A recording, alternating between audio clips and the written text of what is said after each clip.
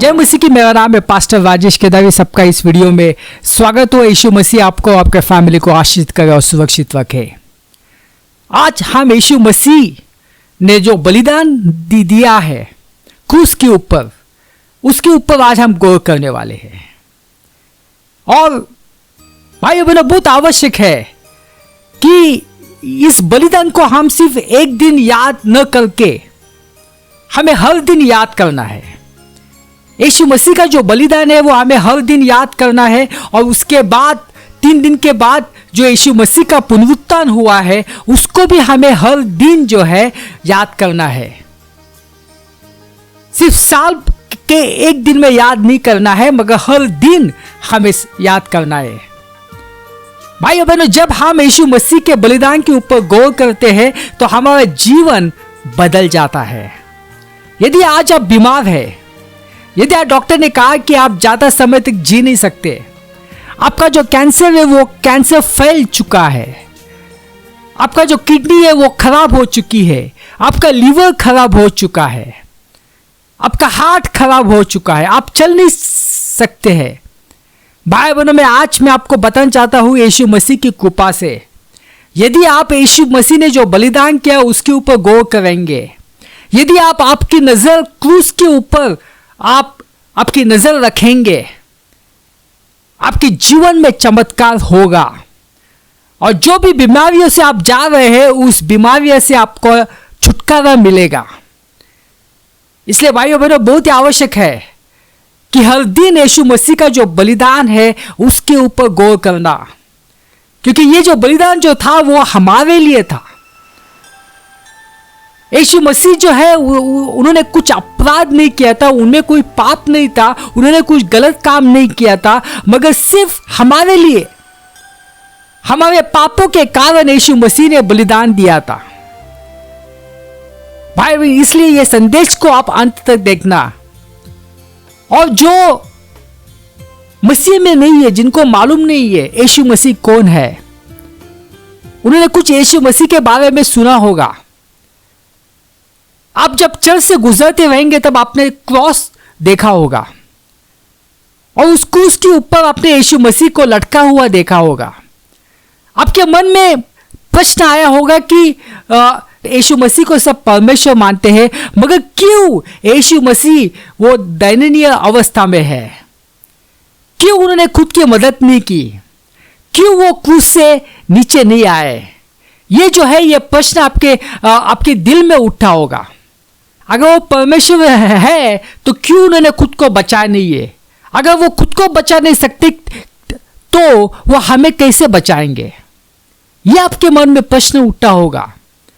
और बहुत सारे मसीह भाई बहन जो है उनको पूरी तरह से मालूम नहीं है कि यीशु मसीह ने जो बलिदान दिया है उस बलिदान का मकसद क्या था। क्यों यीशु मसीह जो है क्रूस के ऊपर थे? बहुत सारे मसीह भाई बहन को मालूम नहीं है। और यह हकीकत है, जो परंपरा ने उनको बताया है, जो उनका डिनोमिनेशन है जो बताया है, वो वहां तक ही उनका ज्ञान सीमित है।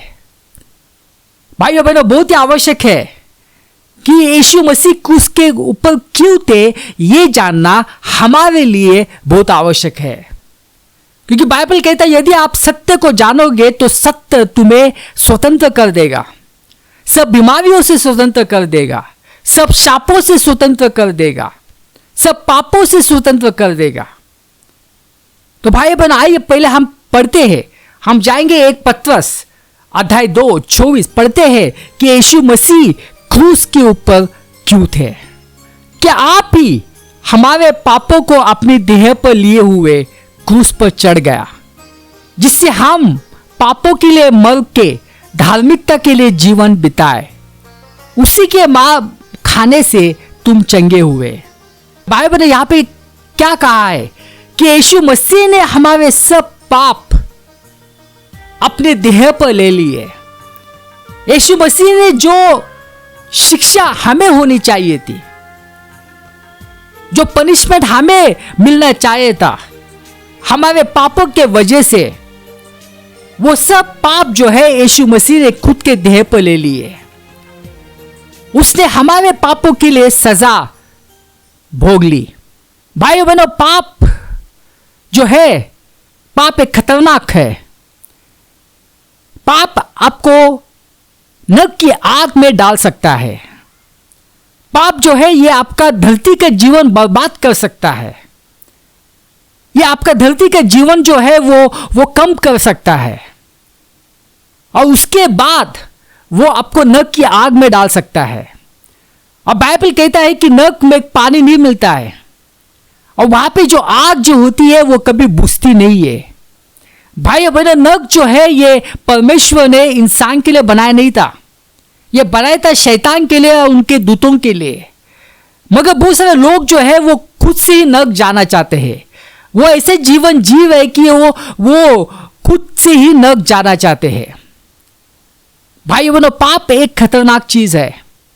मगर दुनिया कहती है कि चलता है, दुनिया कहती है कि चलता है, पाप करने से कुछ होता नहीं है, व्यभिचार करने से कुछ होता नहीं है, पोर्नोग्राफी देखने से कुछ होता नहीं है, गंदी चीजें मोबाइल पे देखने से कुछ होता नहीं है, गाली देने से कुछ होता नहीं है, दारू पीने से, सिगरेट पीने से कुछ होता नहीं है। भाइयों बहनों, पाप जो है वो आपके जीवन को बर्बाद कर सकता है। जो दुनिया कहती है वो गलत है। बाइबल कहते हैं कि पाप का जो दंड है वो मृत्यु है। मृत्यु का मतलब क्या है? यहाँ पे वो आपका धरती का जीवन बर्बाद कर सकती है, और वो जो है वो आपको नरक की आग में डाल सकती है। अब बाइबल कहती है कि सब ने पाप किया है, और वो परमेश्वर की महिमा से वो जो है दूर हो गए। सब ने पाप किया है। कोई कहेगा मैं तो बहुत छोटा पापी हूं, मैं बहुत अच्छा हूं, मैं सिर्फ छोटे मोटे पाप करता हूं। भाइयों बहनों, एक पाप काफी है आपको नरक की आग में डालने के लिए। परमेश्वर के सामने पाप है, छोटा पाप हो या बड़ा पाप हो, एक पाप काफी है, वो आपको नरक की आग में डाल सकता है। भाइयों बहनों, इसलिए यीशु मसीह 2000 साल पहले आए थे धरती के ऊपर। उनका मकसद क्या था? उनका मकसद ये नहीं था कि कुछ ऑर्गेनाइजेशन बनाए। उनको मकसद ये नहीं था कि धर्म स्थापन करे। उनका मकसद ये था कि लोगों के पापों के लिए मरना, दुनिया भर के लोगों के पापों के लिए क्रूस के ऊपर मरना, ये उनका मकसद था। क्योंकि यीशु मसीह जो है वो हमें बचाना चाहते थे। उन्होंने जो है खुद के देह पर जो हमने पाप किए, जो हमने गंदे पाप किए, जो व्यभिचार हमने किया है, जो गालियां हमने दिए, जो नफरत हमने की है, वो सब पाप जो है उन्होंने खुद के ऊपर ले लिए। जो पाप की जो सजा है उन्होंने खुद भुगत ली क्रूस के ऊपर। भाई बहन, आप कहेंगे मैं तो उस वक्त नहीं था 2000 साल पहले, तो आप कहते सकते हैं कि यीशु मसीह ने जो है मेरे पापों के लिए क्रूस के ऊपर बलिदान किया। भाई बहनों, जब यीशु मसीह क्रूस के ऊपर चढ़े, सब मानव जाति के लिए चढ़े। सब मानव जाति जो क्रूस के पहले थी और जो क्रूस के बाद रहेंगे, वो सब के लिए यीशु मसीह ने जो है लहू बहाया, उसमें हम भी है। तो यीशु मसीह ने तुम्हारे पापों के लिए, मेरे पापों के लिए क्रूस के ऊपर लहू बहाया, और इसलिए वो क्रूस के ऊपर थे। यीशु मसीह जो है वो एक सेकंड में जो है उन लोगों का खात्मा कर सकते थे। वो क्रूस से नीचे आ सकते थे, मगर उन्होंने ऐसा नहीं किया, क्योंकि उनको हमें बचाना था।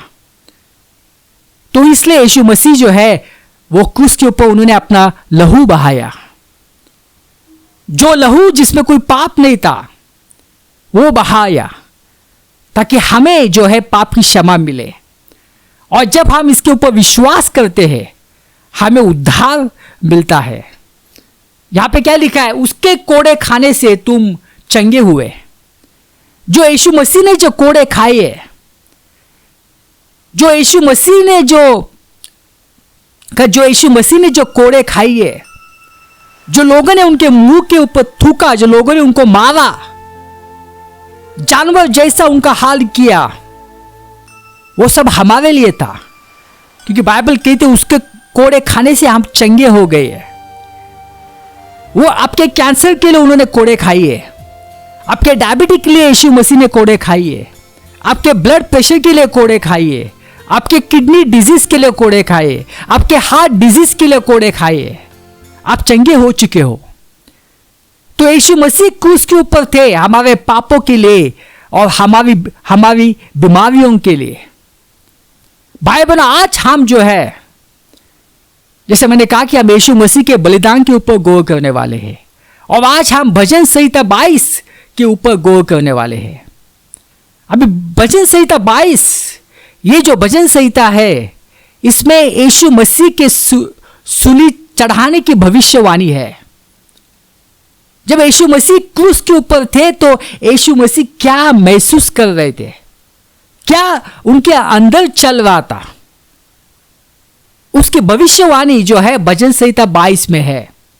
भाइयों बहनों, बाइबल के दूसरे किताबों में इतना विस्तार से वर्णन नहीं किया है, जो बलिदान दिया है उसका इतना विस्तार से वर्णन नहीं किया है जो भजन संहिता 22 में किया है। इसलिए ये जो भजन संहिता 22 है, इसको आप पढ़ना, इसके ऊपर मनन करना, ये बहुत ही महत्वपूर्ण भजन संहिता है। तो ये भजन संहिता जो है 2 हिस्सों में हम उसको बांट सकते हैं। वचन 1 और 22 से लेके यीशु मसीह क्रूस के ऊपर क्या महसूस कर रहे थे उसके बारे में भविष्यवाणी है।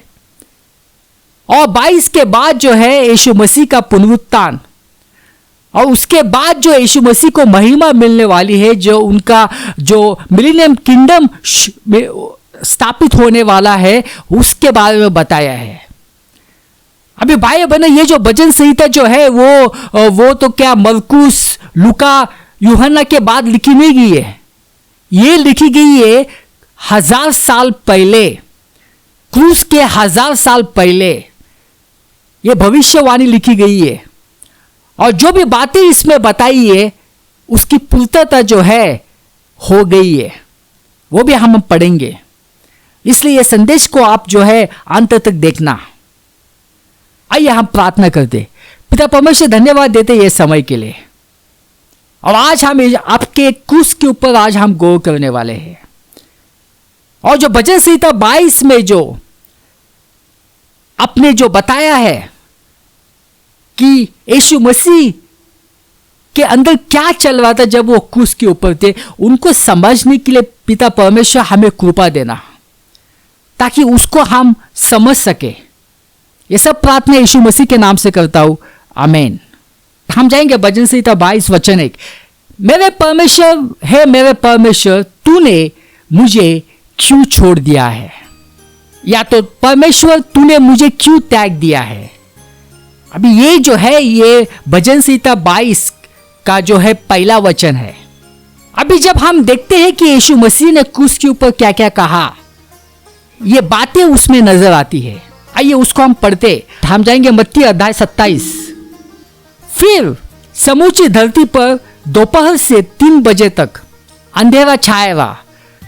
कोई 3 बजे के आसपास यीशु ने ऊंचे स्वर में पुकारा, एली एली लमा शबाक्तनी, अर्थात मेरे परमेश्वर तूने मुझे क्यों छोड़ दिया। कितनी अद्भुत बात है। उसकी भविष्यवाणी की गई थी 1000 साल पहले भजन संहिता 22 में, कि यीशु मसीह ने वही शब्दों को कहा, मेरे परमेश्वर तूने मुझे क्यों छोड़ दिया। यानी जो भविष्यवाणी की गई थी उसकी पूर्तता हो गई है। यीशु मसीह ने कहा, परमेश्वर तूने मुझे क्यों छोड़ा, क्योंकि यीशु मसीह के देह के ऊपर जो है सबके पाप लदे हुए थे। वो सबके पापों की सजा भुगत रहे थे। और उस वक्त क्या हुआ, उस वक्त थोड़े समय के लिए परमेश्वर और उनका सेपरेशन हुआ, वो अलग हो गए थोड़े समय के लिए। बाइबल कहते कि यीशु मसीह में कुछ पाप नहीं था, मगर हमारा पाप जो है उनके ऊपर आया, उनके ऊपर लादा गया, और जिससे कि परमेश्वर और उनका जो है थोड़े समय के लिए वो अलग हो गए। इसलिए यहाँ पे परमेश्वर यीशु मसीह ने कहा, मेरे परमेश्वर तूने मुझे क्यों छोड़ दिया है।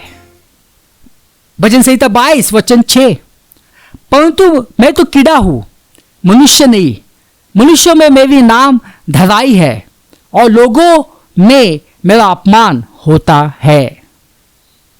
भाई बहनों, यहां पे क्या वर्णन किया है यीशु मसीह के बारे में?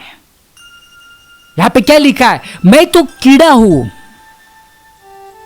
मनुष्य नहीं। क्यों यहां पे बताए कि मैं तो कीड़ा हूं? क्योंकि यीशु मसीह की जो है हालत ऐसी हुई थी, ये लोगों ने जो है उनको मार मार के, सिपाहियों ने मार मार के, वो जो है एक कीड़ा जैसे दिख रहे थे। जब लोगों ने उनको क्रूस के ऊपर देखा, उनका शरीर जो है सब लहूलुहान हुआ था, शरीर में कोई मांस नहीं बचा था। तो यीशु मसीह जो है वो कीड़ा के समान देख रहे थे। जो कीड़ा जो झाड़ पे रहता है उसके समान वो दिखाई दे रहे थे। इसलिए यहां पे कहा कि मैं तो कीड़ा हूं। तो ये जो है यीशु मसीह के अंदर चल रहा था। और इसकी भविष्यवाणी जो है यशायाह ने भी की है। आइए उस भविष्यवाणी को भी पढ़ते हैं। जैसे बहुत से लोग उसे देखकर चकित हुए, क्योंकि उसका रूप यहां तक बिगड़ा हुआ था कि मनुष्य का सा न जान पड़ता था, और उसकी सुंदरता भी आदमियों की सी न रह गई थी। तो भाइयों बहनों, यहां पे क्या लिखा है? यह भविष्यवाणी दी थी और ऐसे ही हुआ। क्रूस के ऊपर जो है यीशु मसीह का रूप बिगड़ा हुआ था। वो जो है वो इंसान के जैसे दिख नहीं रहे थे। वो जो है वो एक कीड़ा के जैसे दिख रहे थे। जो कीड़ा जो होता है वो जो झाड़ के ऊपर होता है वैसे वो दिख रहे थे। क्योंकि ये लोगों ने जो है उनको मार मार के बुरा हाल किया था, जानवर जैसा उनका हाल किया था। उनको जो है कोड़े लगवाए थे। भाई बहन, आपको मालूम है जब वो कोड़े लगाते तो जो चाबुक रहता है, जो चाबुक से वो पीटते हैं, उस चाबुक में जो है वो नोकदार खीले होते थे, नोकदार पत्थर होते थे, पत्थर के टुकड़े, नोकदार कांच के टुकड़े होते थे, हड्डियां होती थी। और वो जो चाबुक जो है वो जोर से मारते थे, तो वो जो है वो चाबुक जो है वो शरीर में अटक जाता था और उसको जो है वो जोर से निकालते थे। और जब वो जोर से निकलते थे सब जो है मांस वो बाहर आता था। इसलिए जो है यीशु मसीह का रूप जो है वो बिगड़ गया था। भाई बहन, मसीह भाई बहन के बीच में धारणा है कि यीशु मसीह को सिर्फ 49 कोड़े लगवाए थे। यह गलत है, क्योंकि यीशु मसीह को जो सजा मिली वो यहूदी के नियम के अनुसार नहीं मिली। यहूदी का नियम था 39 या 40 कोड़े दिलाना, मगर यीशु मसीह को जो सजा मिली थी वो जो रोमन का जो कानून था उसके मुताबिक मिली थी, और उसमें कोई संख्या नहीं थी, जितने चाहे उतना मारो। तो इसलिए यीशु मसीह का जो है वो ये हाल हुआ था। सब कुछ जो है वो मांस वो चल गया था, सब कुछ मांस वो निकल गया था। ये सिपाहियों ने क्या किया? उनके सिर के ऊपर जो है वो कांटों का ताज रखा। और जब वो कांटों का ताज रखा तो उन्होंने ऐसे धीरे से नहीं रखा, जोर से रखा। उससे क्या हुआ कि वो जो कांटे हैं उनके सिर में गए और लहू बहाने शुरू हो गया। और उन्होंने क्या किया? एक डंडा लिया और डंडा से वो उनके सिर के ऊपर मारने लगे। और उसके बाद उन्हें क्या बोला? अपने क्रूस को उठाए ले चलो। सब कुछ ताकत चली गई थी, इतना उन्होंने मारा था, ताकत नहीं थी यीशु मसीह के पास वो क्रूस को वहां से लेके गोलगत्ता ले जाने के लिए। वो जो अंतर था वो अंतर था 1 किलोमीटर से भी कम था। साधारण 10 मिनट लगते हैं वहां पे जाने के लिए, बट यीशु मसीह को 2 घंटे से भी ज्यादा लगे। क्यों? क्योंकि कोई ताकत नहीं थी, सब कुछ चला गया था। भाइयों बहनों, जब ताकत नहीं रहती तो आप खुद नहीं चल सकते तो क्या आप उठाएंगे? और जब वो क्रूस के पास चले गए तो उनको जो है वो क्रूस के ऊपर उनको खिले से, जब वो स्थान पे आए गोलगत्ता में, तो उनके पैर में जो है वो और हाथ में खिले ठोके, वैसे उनको क्रूस के ऊपर चढ़ा दिया। इतने तकलीफों से यीशु मसीह गए।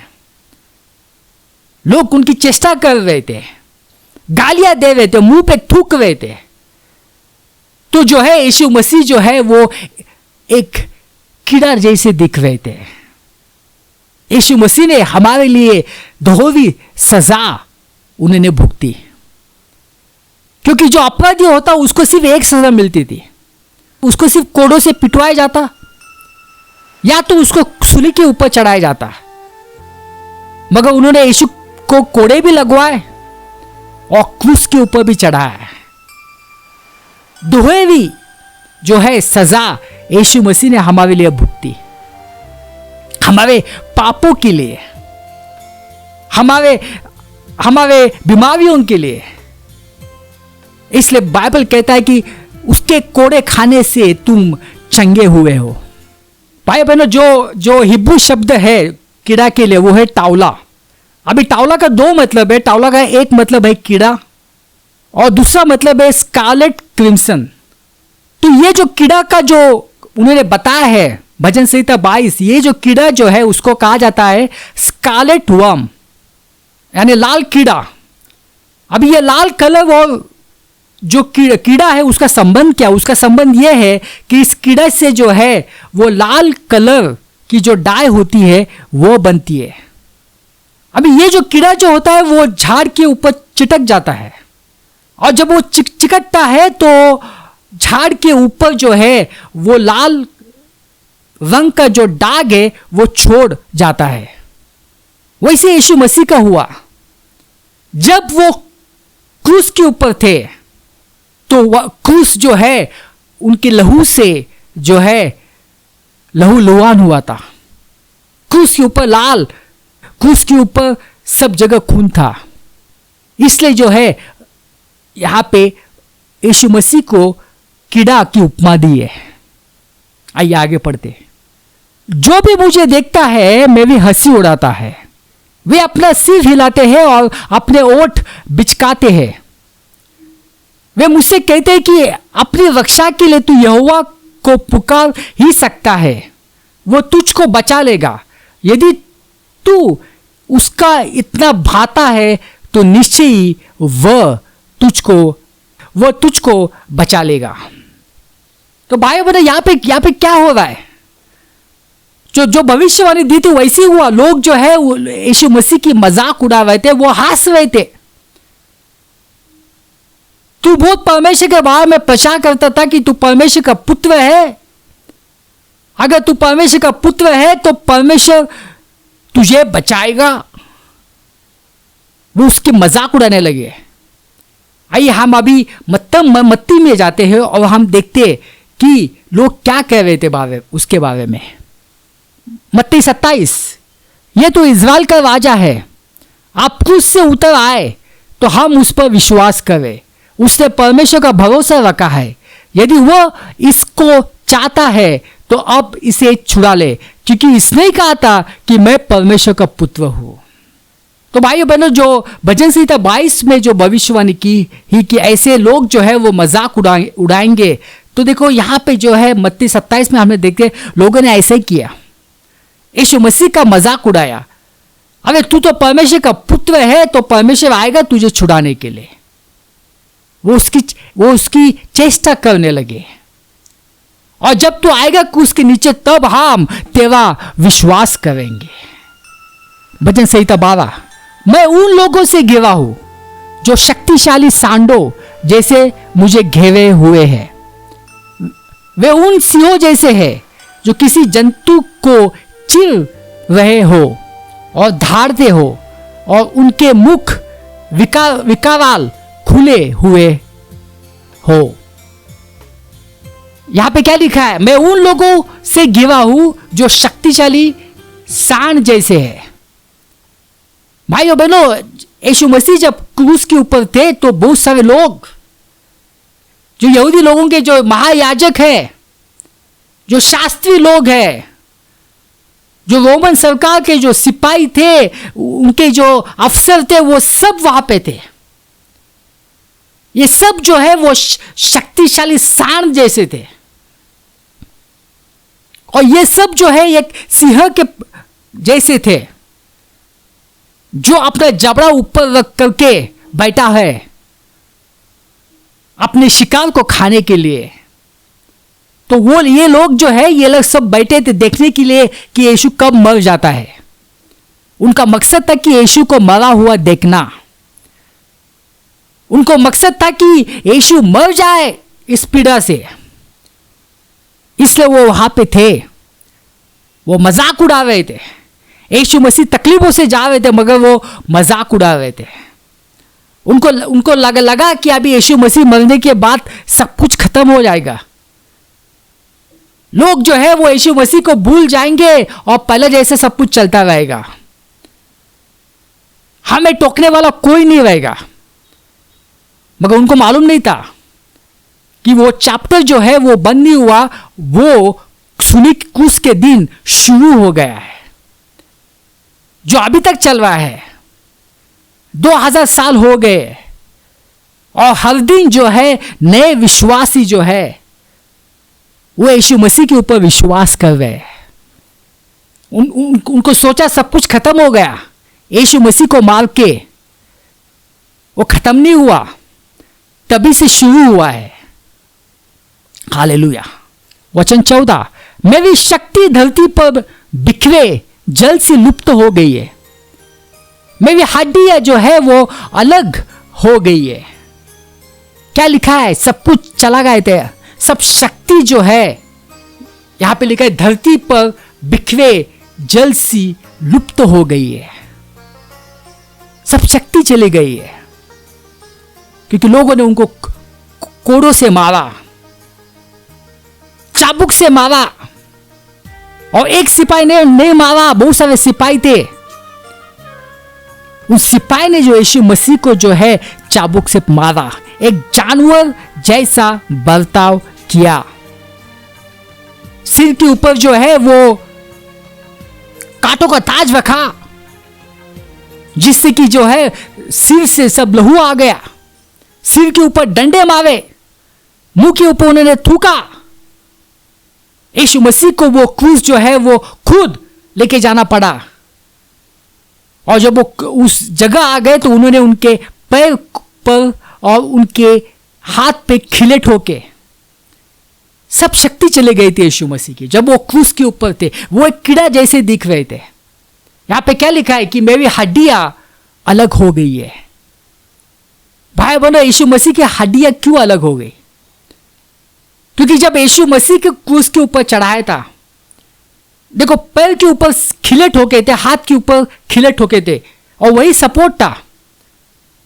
तो यीशु मसीह का जो भार जो है, शरीर का जो भार है, वो सब कुछ जो है वो पैर में आ गया। और जो निचले अंगों की जो मांसपेशियां है, उस पे वो भार आ गया। और जब निचले मांसपेशियां जो है वो कमजोर पड़ी, तब यीशु मसीह के शरीर का जो भाव है वो कंधों पर चला गया, वो जो है वो बाहों पर चला गया, वो कलाई के ऊपर चला गया। जैसे यीशु मसीह को क्रूस के ऊपर चढ़ाया गया, तो 5 मिनट के बाद उनके जो कंधे हैं वो उखड़ गए। उसके बाद जो उनकी कलियां है वो उखड़ गए, उनके बाहें उखड़ गए। अभी जो है यीशु मसीह का जो शरीर का जो भाव है, अभी ऊपरी अंगों के जो मांसपेशियां उस पे आ गया। तो अभी एक बात होगी, यीशु मसीह को जो है सांस लेने में तकलीफ हो गई। वो सांस नहीं ले सकते थे, क्योंकि सब कुछ भार जो है वो ऊपर के मांसपेशियों में आ गया। अभी सांस लेने के लिए जो है उनको क्रूस से ऊपर नीचे होना पड़ेगा। और वो जैसे ही होते थे तो जो खिले ठोके हैं पैर पैर में, वो खिले जो है वो और भी अंदर जाते थे और वो बहुत सारा दर्द देते थे। तो सांस लेने में तकलीफ हो रही थी। और जो हड्डियां थी वो जो है वो उखड़ गई थी। इसलिए यहां पे लिखा है कि मेरी हड्डियां अलग हो गई है, मेरी हड्डियां टूट गई है। हिब्रू जो शब्द है वो है टूटना, वो टूट गई। भाइयों बहनों, ये सब कुछ यीशु मसीह ने हमारे पापों के लिए, हमारे बीमारी के लिए झेला। और यदि आपके जीवन में आज आप चल नहीं सकते, आप ठीक से आपका हाथ को नहीं उठा सकते हैं, ठीक से आप अपने पैर को नहीं उठा सकते, आपकी हड्डियां जो है वो कमजोर हो चुकी है, डॉक्टर ने कहा कि आप चल नहीं सकते हैं, भाइयों बहनों, उस यीशु मसीह की हड्डियां निकल गई क्रूस के ऊपर ताकि हमारी हड्डियां मजबूत हो सके। आप ये वचन के ऊपर मनन करना, यीशु मसीह जो है आपके हड्डियों में चमत्कार कर देगा। आपकी हड्डियां पहले जैसी हो जाएगी, आप चल सकेंगे, आप अपना हाथ उठा सकेंगे। इसलिए मायूस मत होना। वो सूली के ऊपर था हमारे लिए, हमारे पापों के लिए, हमारे बीमारियों के लिए। आइए आगे पढ़ते हैं। भजन संहिता 22। मेरा मुख सूखे ठीकर सा है, मेरी जीभ मेरे अपनी ही ताल से चिपक रही है। तूने मुझे मृत्यु की धूल में मिला है। यहां पे क्या लिखा है? मेरा मुख सूखे टिकर सा है।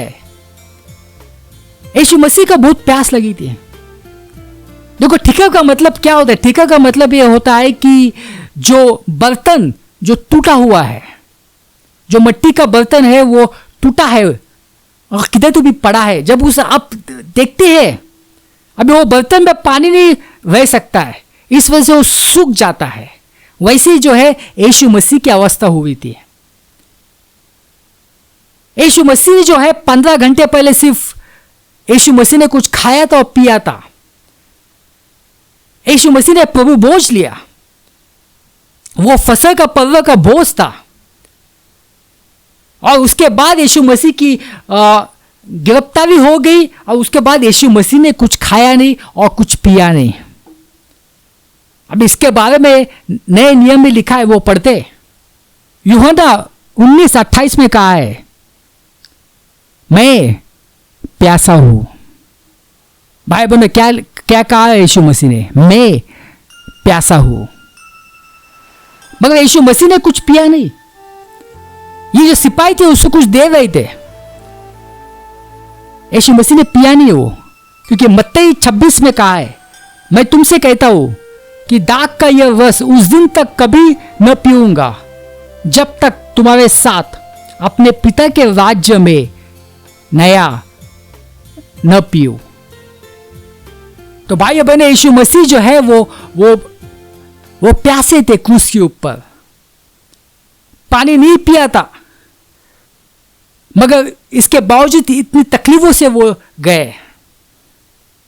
वो जो है वो एक ठिकर जैसे बन गए, टूटे हुए बर्तन जैसे बन गए, मगर उन्होंने कुछ भी वो सिपाहियों से लिया नहीं।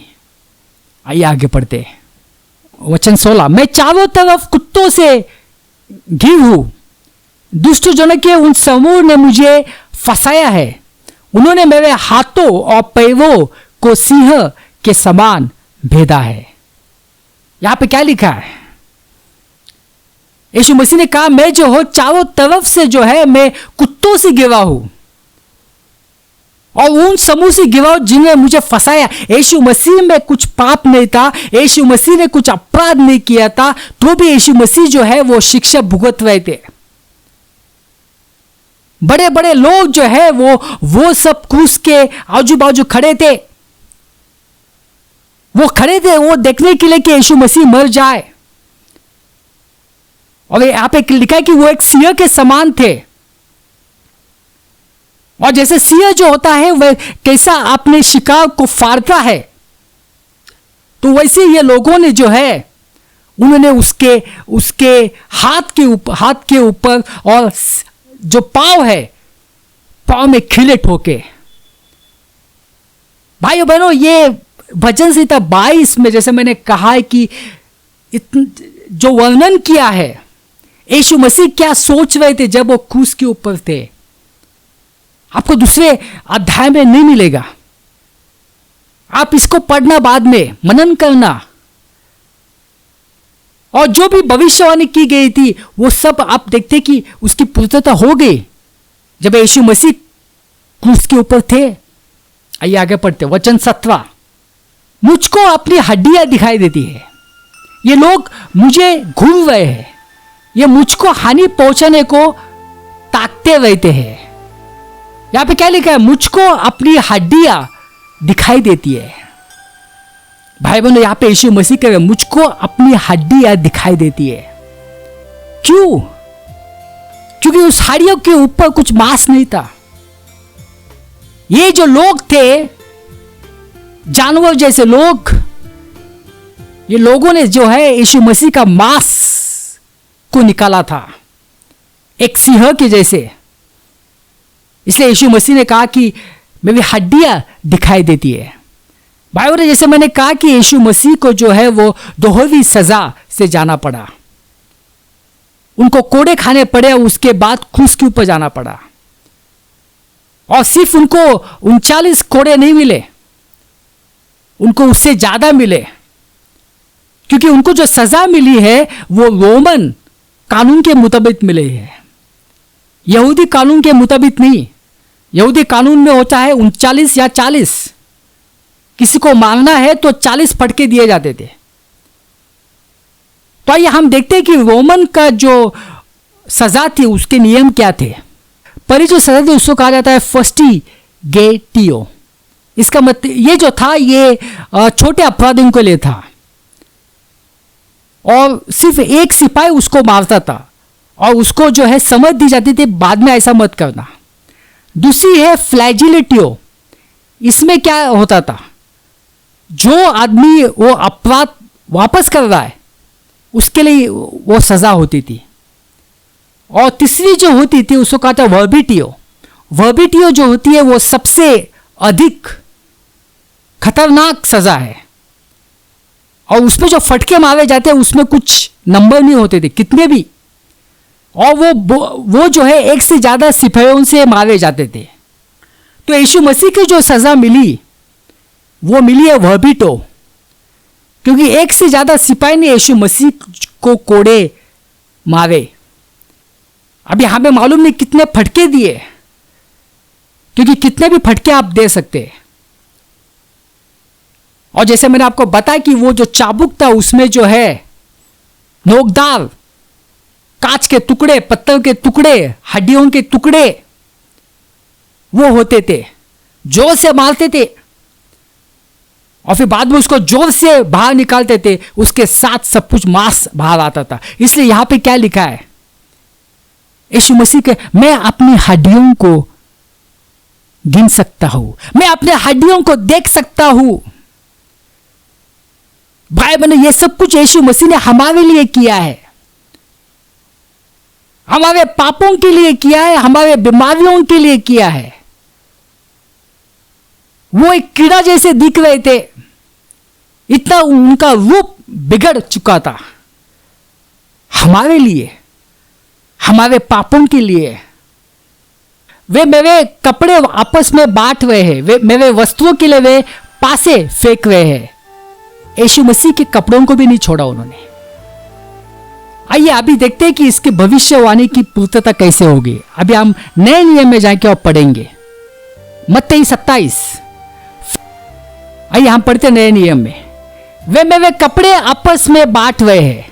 तो भाइयों बहनों, जो भविष्यवाणी की गई थी कि वो मेरे वस्तुओं को जो है वो बांटेंगे, उसके लिए वो पासे फेंकेंगे, और वैसे हम देखते इस वचन में कि वैसे हुआ है। यीशु मसीह के कपड़े को भी नहीं छोड़ा उन्होंने। तो जैसे मैंने कहा कि ये जो भजन संहिता 22 है, इसमें दो जो है हम कह सकते हैं सेक्शन है।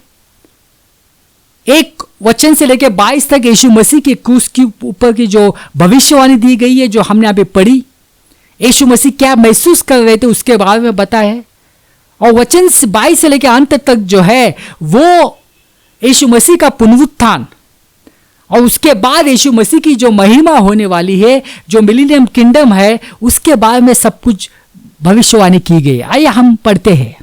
तो वचन 28, क्योंकि राज्य यहोवा का ही है और सब जातियों पर वही प्रभुता करता है। पृथ्वी के सब दुष्ट पुष्ट लोग भोजन करके दंडवत करेंगे। वह सब जितने मिट्टी में मिल जाते हैं और अपना अपना प्राण नहीं बचा सकते, वे सब उसकी के सामने घुटने टेकेंगे। वही हुआ है। एक वंश उसकी सेवा करेगा, दूसरी पीढ़ी से प्रभु का वर्णन किया जाएगा। वो आएंगे और उसके धर्मों के कामों को एक वंश पर जो उत्पन्न होगा वह कहकर प्रकट करके करेंगे कि उसने ऐसे ऐसे अद्भुत काम किए। भाइयों बहनों, वही हो रहा है आज। एक पीढ़ी दूसरी पीढ़ी को बतावे यीशु मसीह के बारे में, कितने महान काम यीशु मसीह ने किए। भाइयों बहनों, यहूदियों को लगा कि सब कुछ खत्म हो जाएगा यीशु मसीह को क्रूस के ऊपर चढ़ाने जाने के बाद, मगर वो खत्म नहीं हुआ।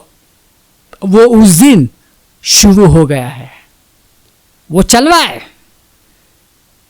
और वो बढ़ रहा है। तो भाई बहनों, बहुत ही आवश्यक है कि यीशु मसीह के क्रूस के ऊपर गौर करना, हर दिन गौर करना। सिर्फ गुड फ्राइडे नहीं, सिर्फ ईस्टर नहीं, हर दिन यीशु मसीह का जो बलिदान है और जो पुनरुत्थान है उसके ऊपर गौर करना। आपके जीवन में चमत्कार होगा। आइए हम प्रार्थना करते। पिता परमेश्वर, धन्यवाद देते यह समय के लिए। आप महान खुदा है। यह सब प्रार्थना यीशु मसीह के नाम से करता हूँ, आमीन।